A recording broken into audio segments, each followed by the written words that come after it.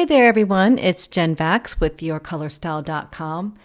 And in this video, I want to share with you some information about contrast and really in the context of what happens if you tan. I get a lot of questions about this. Does my color palette change? Do I suddenly have a warm palette even though I'm cool in the winter and I feel warm in the summer? So there are quite a few different color types that fall into this category of feeling very fair and pale in the winter, lack of sun, and being able to tan in the summer and noticing that the colors that from their palette don't feel exactly right. So in this video, I want to explain why that is and to also give you a little bit of comfort in that your color type and palette doesn't change. So what do I mean by that? Your color palette is your color palette. And yes, you could go a little bit darker or a little bit lighter, based on what's available in the stores and your preference. But in general, you're not going to suddenly change your undertones. But what does happen is how you live and work within your current palette, because there is a wide range of colors in your color palette. And at certain times of the year, some colors are going to be extraordinary on you and other colors not so much. But that doesn't mean that your color palette changed. It just means you're using a different part of your color palette. So, we learn a lot about this in Style Masters. It's our membership because every month we go through a new color and we explain how you kind of work with that color within your current color palette. But for this, I'm going to share with you what we consider when we do a signature color analysis on a client and how we customize the colors to suit the client. Now, we don't always get photos of both when they're fair and when they're tan.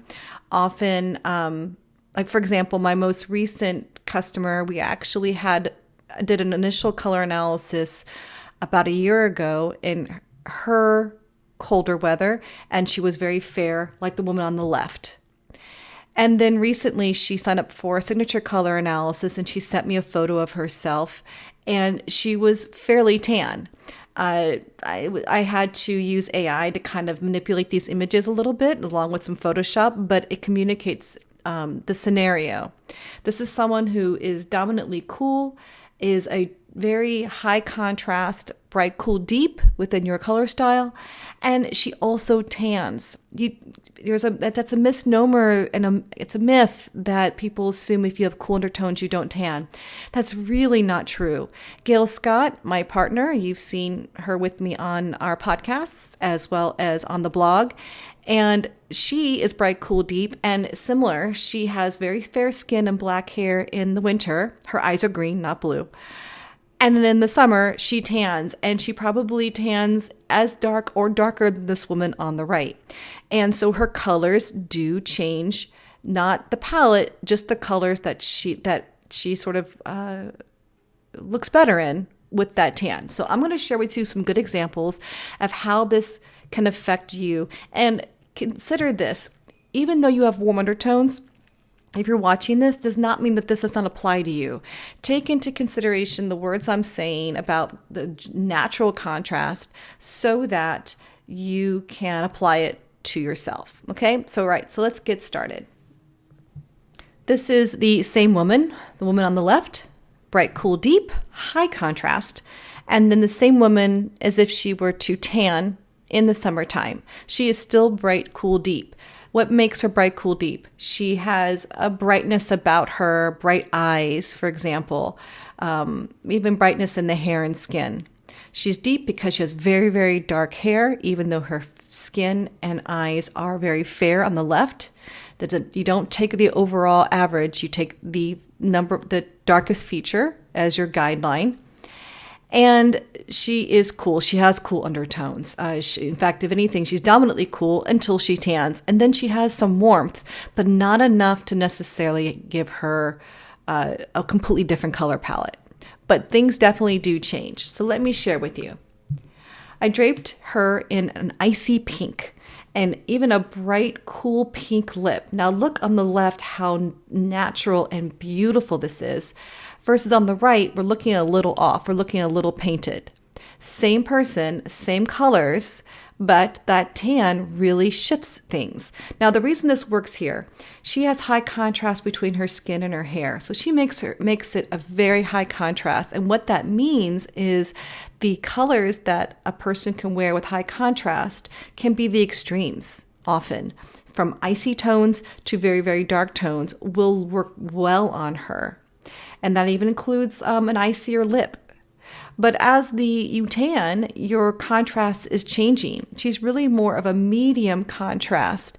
And so when that happens, that she's warmed up a bit, these icy tones aren't her best. They're really not her best. That she would really look more beautiful because this pale color creates a very high contrast with her dark hair and complements her fair skin here. Where here you can see it's almost like it's just competing with this warmer skin.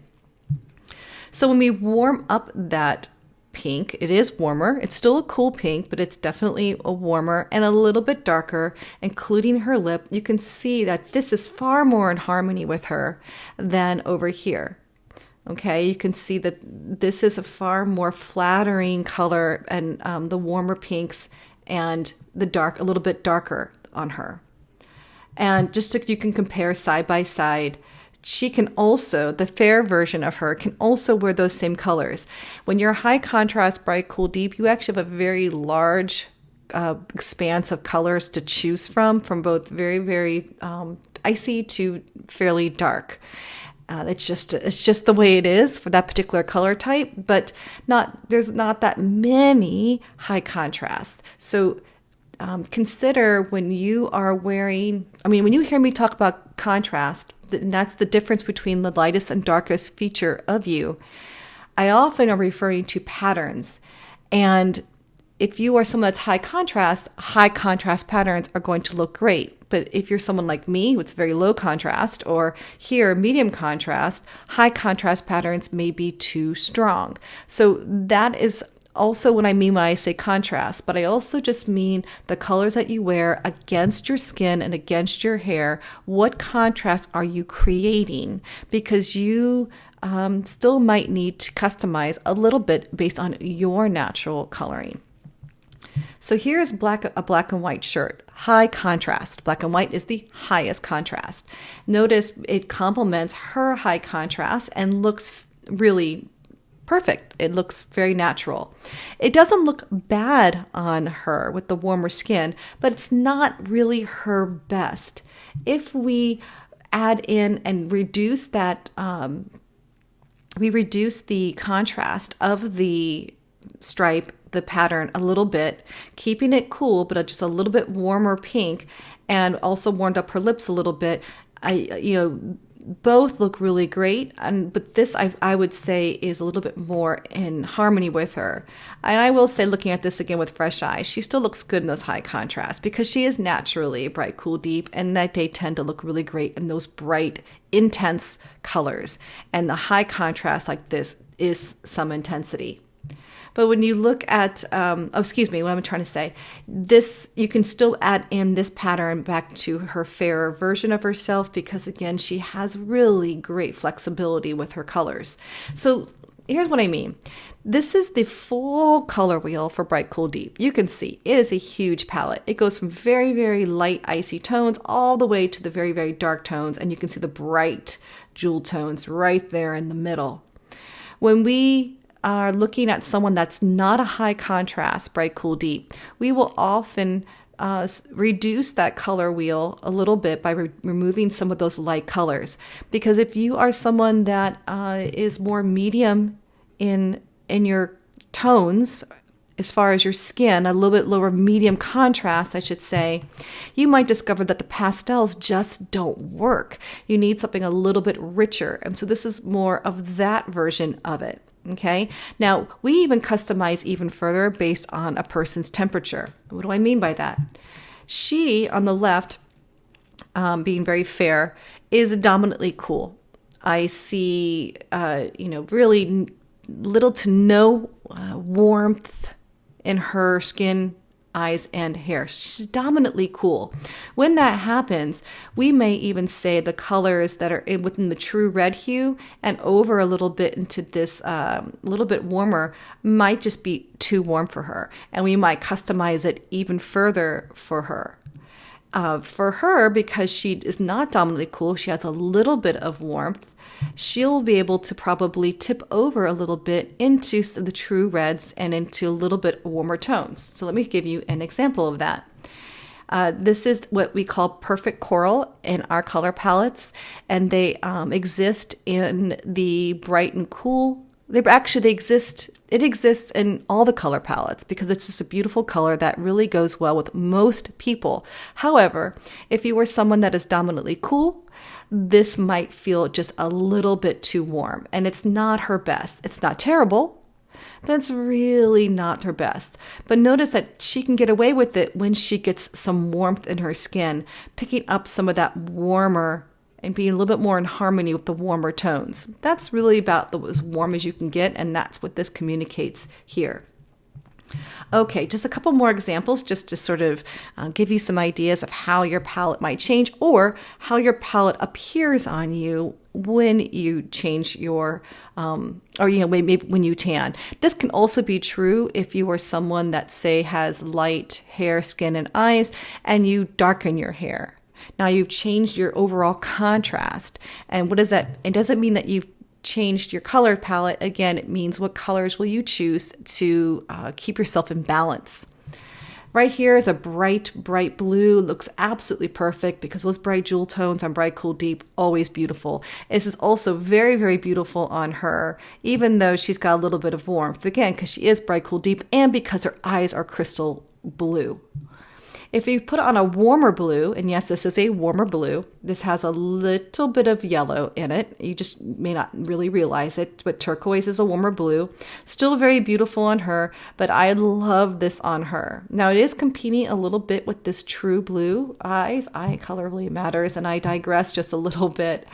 But if I were to choose, the only reason I'm showing you this is although I love her in this warmer blue tends to be a little bit more in harmony with her. And so she might notice that she prefers a lot of teals and turquoises when she is a little bit on the warmer side. So that, I hope, helps a little bit. I know I'm only giving one version of an example, but your contrast will dictate the difference between your lightest and darkest feature, will dictate the types of patterns that will flatter you. So if you have a medium contrast, then medium contrast patterns will look great. If you have low contrast and solids will be best. And it has the same to do with the type of color you wear that's against your skin and against your hair. If if this person here was blonde, she could still wear the light color because it would be in harmony with her overall lightness. But if she wore a darker color, she would be creating a higher contrast against her skin and light hair.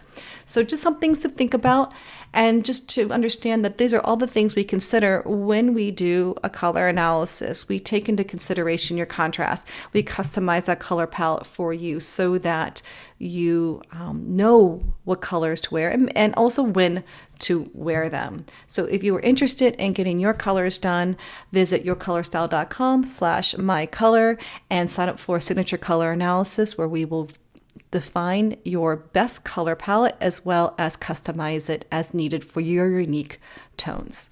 I'm Jen Vax, and thank you very much for watching.